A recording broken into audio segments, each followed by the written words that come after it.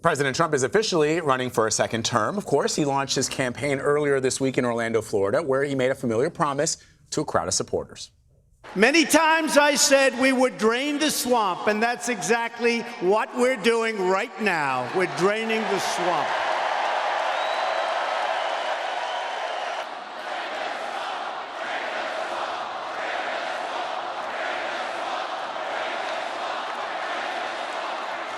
All right, so you hear that, Anne-Marie? Drain the swamp. Drain the swamp.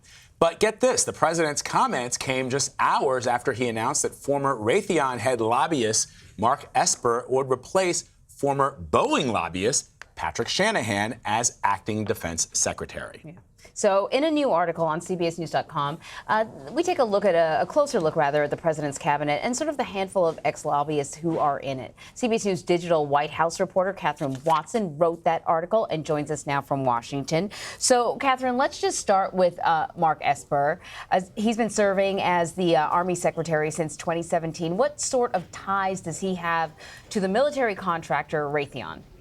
Sure. So Mark Esper worked for Raytheon for about 7 years. That was after he worked in the Bush administration and had various other government jobs. So he's part of kind of what we might call the revolving door here in Washington, people who go from lobbying to government service or government service to lobbying and vice versa. So he obviously, it was a couple of years ago, less than a couple of years ago, that he left Raytheon to be confirmed as the Army Secretary. But according to his financial disclosure and his ethics agreement that he has signed and has disclosed, he still has some financial ties, only in the sense that he is still receiving or able to receive $1 to $5 million in deferred compensation from Raytheon. His ethics agreement says that he can still receive that upon his confirmation as Army Secretary previously. He has sold his stock that he did have in the company, according to his most recent financial disclosures. But of course, it's Washington. It's kind of a small town in a lot of ways. He still obviously knows many people at Raytheon, and Raytheon is the third largest, at least as of last year, the third largest defense company that's receiving government contracts from the federal government. Okay, so clearly this would all be legal, crossing all the T's, dotting all the I's, but you're right that the Trump administration has enforced a sort of ethics pledge. So there's the law, and then there are ethics for any appointee who joins the president's cabinet. Walk us through what the Trump administration ethic pledge looks like. Sure. So as you played that clip earlier, Trump campaigned on draining the swamp, on getting rid of special interests, said he was going to impose some restrictions on lobbying.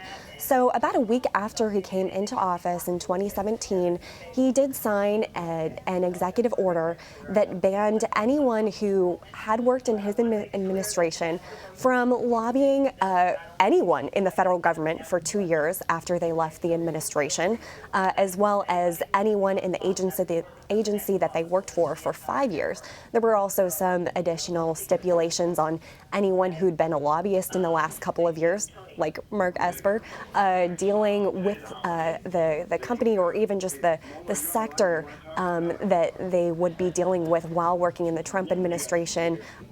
Some details on that, but essentially saying you can't significantly participate in the work that you were previously doing for a couple years after coming into the administration. So that's all been laid out, but actually, as ProPublica had a really great piece a couple of months ago analyzing how at least 33 former Trump administration officials are either now registered lobbyists or are working in lobbying in some form or another. There are many positions where someone can be working for a firm but not necessarily be called a lobbyist. So it's not like this has necessarily been enforced, and the president can sign waivers for anyone he wants because it's an executive order and not something that's been passed by Congress.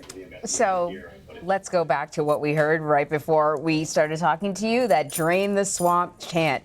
Clearly, it's something that his supporters appear to be enthusiastic about, but as you point out, that's not exactly happening. So, perhaps the question is, do his supporters actually care who the president appoints to these positions? Are they sort of plugged into this sort of stuff? Or, you know, I don't know, could this come back to bite him during re-election? He's going to be campaigning. He's going to be taking, you know, criticism from his opponents. What's your take on it? Yeah, so this is, like you said, something that it's still a chant years, more than 2 years after he's taken office, that you hear at rallies all the time. It's not quite as popular as the Build the Wall chant, but it's still a pretty popular one. But it's really funny because, and I've always wanted to have a chance to ask the president to define exactly what the swamp is, because it seems to mean something different depending on the day or the context.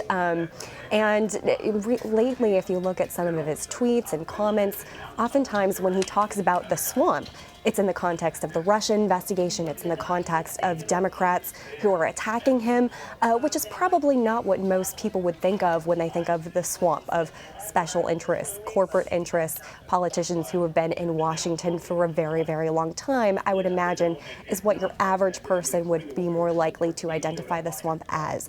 So, you know, it's something that's certainly on the radar of many supporters. I don't think it's as important as the message that the president is fighting for them, no matter who he picks to be in these positions. But we can certainly expect to see, I would particularly think, Elizabeth Warren, Bernie Sanders go after the president for some of these, you know, promises that maybe they'll say that he made and hasn't kept when it comes to keeping special interests out of Washington. All right, Kathryn, thank you. Thank you.